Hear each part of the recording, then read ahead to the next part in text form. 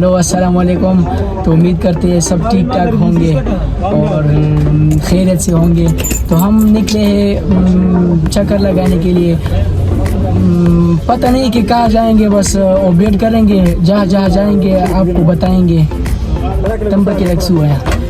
بس والله ګرځن ته بزونو ګرځن په دلته پېښور کې دومره خاص ځای نشته، تاسو ته به خاص ځای پکې ډېر دي مړه، خو دا ګرځن به ښایي कुछ हम उर्दू भी यूज़ करेंगे क्योंकि वो उर्दू स्पीकर फ्रेंड भी होते हैं जिसको पश्तो नहीं आती है। और जिनी कसान जी आगा उर्दू न वर्जी वगैरह पर वो उर्दू की लगी, बस हम दोनों ही ज़ुबान में बात करेंगे। मरगर मुंग सर रागले दे आवाज़ान पर मेंशन करेगा सुनो अब हमारा बस तुम दे और मुंग सर उसे ताज तावस मुंग गिरजन पार्क हो वाला पूरा ब्लॉग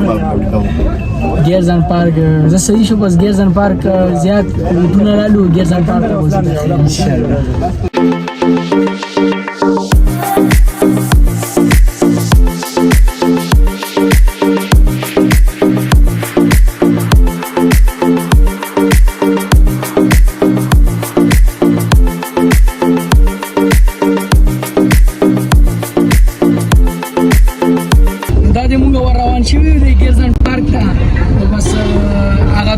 मोटरसाइकिल रोان दي बस مونږ لا بس गाड़ी ته بودي واش کوو بس بیا زو نور بیا مخکې راکاو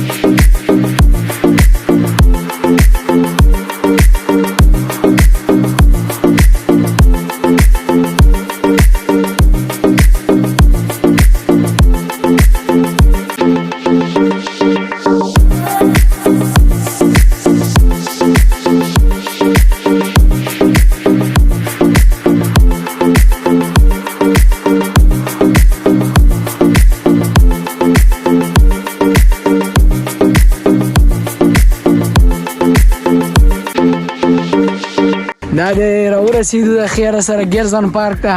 محمد څه پکې ووایه ما پکې څه ووایي وروره بس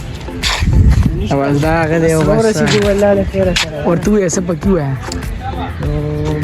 ښایسته ځای دی، تاسو مړه چکر شئ ټولو ته پته دی دا ځای چې چا نه وي لیدلی که نه د هغې جنازه هم نه کېږي د هغې جنازه هم نه کېږي چې دا ځای چا نه وي لیدلی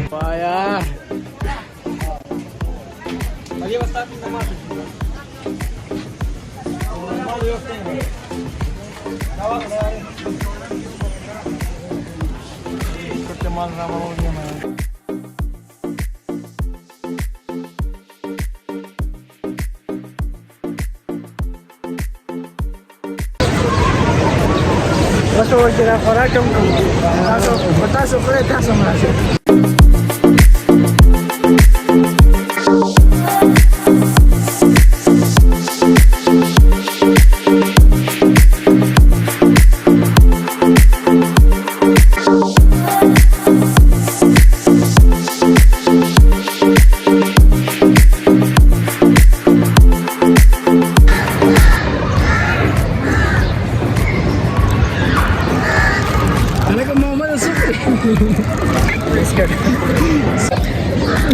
سور په خرچه وشوه